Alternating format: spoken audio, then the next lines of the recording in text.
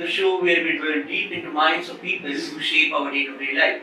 Today we have the honor to have a special guest with us, the Director of Sunbeam Group of Educational Institution, Miss Amrita Burman. Jai Hind, ma'am. Jai Hind. And I am very excited to tell you all that we are going to celebrate the biggest festival of democracy, the general election of 2024. So, ma'am, if you allow us, we can begin the podcast.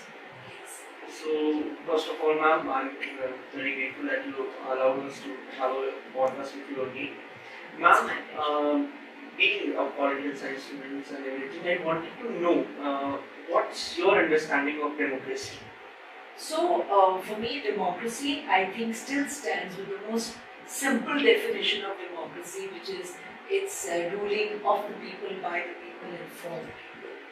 And I think in a world where, unfortunately, democracy seems to be fast receding, where people want to control people's minds, where people are also very happy, just being very concentrated on themselves, being very selfish, not really crossing over to thinking a little strongly, standing up for what is right.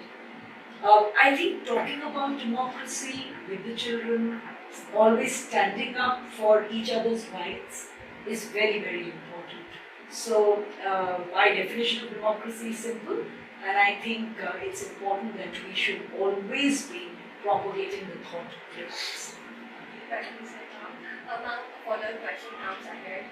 You are from a political background, political studies, and we are as humanity students as well. When we talk about elections or politics in general, people often term it as malicious or as if it's dirty politics. Well, we read otherwise. How do you think the youngsters need to know that politics is different? What they portray nowadays? I know it's polluted. How can we change our notion, and how can more leaders come up to take our country ahead? So first of all, I think politics is absolutely not malicious. It is because few politicians, unfortunately in our country, for many years, have not been the right kind of politicians. There have been corruptions, there have been times where there have been malpractices. But I think politics is not only not dirty, politics is important because if you really want to make a change, you have to be a policy maker, a decision maker. You have to sit on a seat of power. And in fact, whenever I talk to students in my school or college, I always tell them that if you really want to make a change, go become a politician. It's easy to sit on the fence and keep talking and keep saying, I want to do this, I want to do that. Either you should be in a position to influence policy makers, for which I think the simplest thing is to just go get up and vote and influence other people to vote, so everybody need not really be a politician. But if you want to do more than that, then you have to be a politician. If even people tell you that it's dirty, which I don't believe in, even if it is, well, in that case, if you want to make a change, this dirt has to be changed, cleaned by us. If we are not the ones to get up and do it, who else is going to? So I think it's important for students in particular to be spoken to go out not only and vote, sometimes face the elections, sometimes win the elections, and go and sit in parliament and make a difference. Absolutely, ma'am, I agree with your point. People tend to criticize something without even understanding how it works or how to participate or everything. Ma'am, I want to ask you a question. In today's generation, full of social media and different type of information which comes towards us, how do you differentiate between rumors and facts?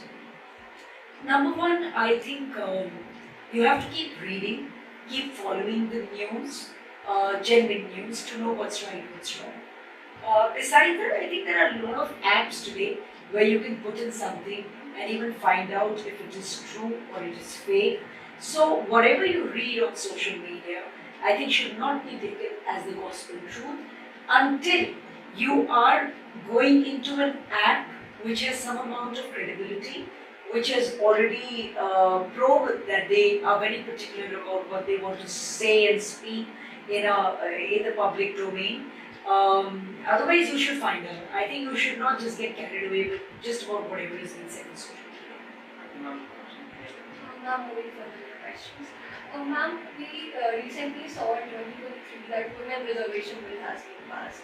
Uh, the first time when the reservation bill came into parliament in 1979, if I'm not wrong, a politician, I will not name, said that women often think from heart and politics is more a game of the mind, of the brain. And we came a long way in 2023 of passing it. How do you see it and how do you think that women should act about it?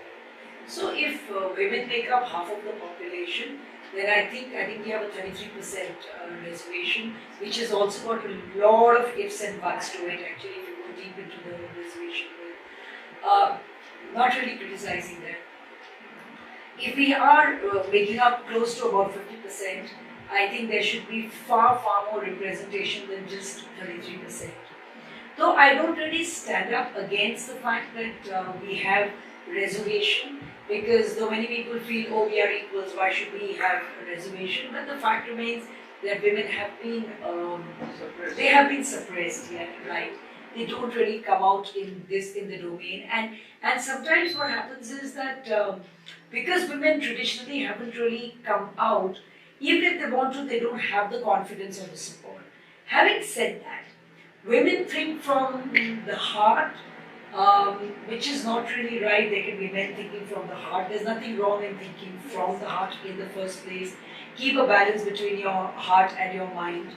And I think being empathetic, being a little thoughtful in what you say, weighing your words before you speak. These are things that you actually do from your heart.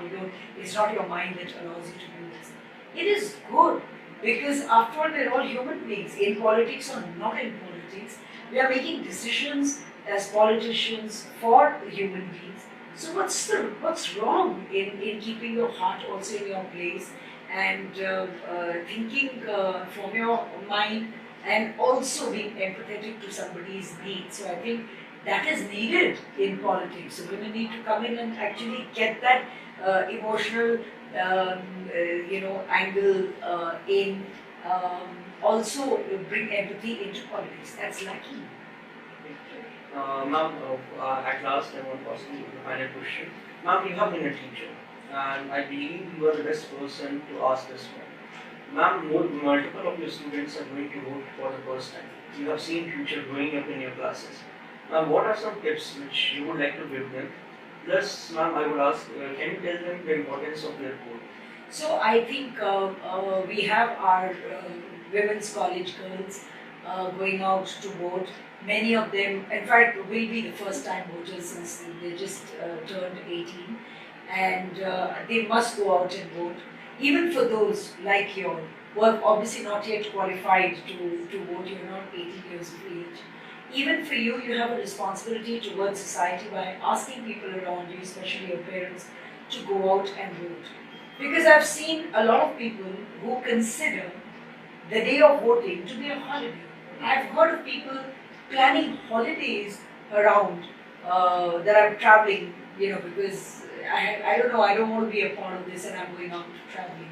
I think that is something we must stand up against.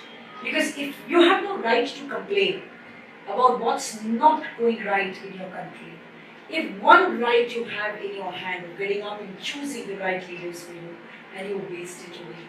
So if you want to really see a difference, if you want to have the right to speak out against what's happening in your country, good or bad, you have to get up on the day of democracy, the festival of democracy, as you rightly say, and get up and vote. Because that is a very simple way of helping in choosing the right leaders who are going to be decision makers for you for tomorrow.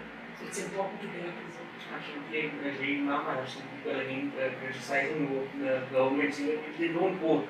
In elections, they constantly say that what's the importance of single vote? Why should I vote? It won't make any difference. And when a specific leader wins, which is not doing any work, they cry aloud that see, he is not doing any work. So many times they say, look, I told you there's no fun in voting because so and so is not doing anything and the political system is not working well. But then every vote counts. So maybe many people like you didn't go to vote for the right person, and therefore the wrong person came into power.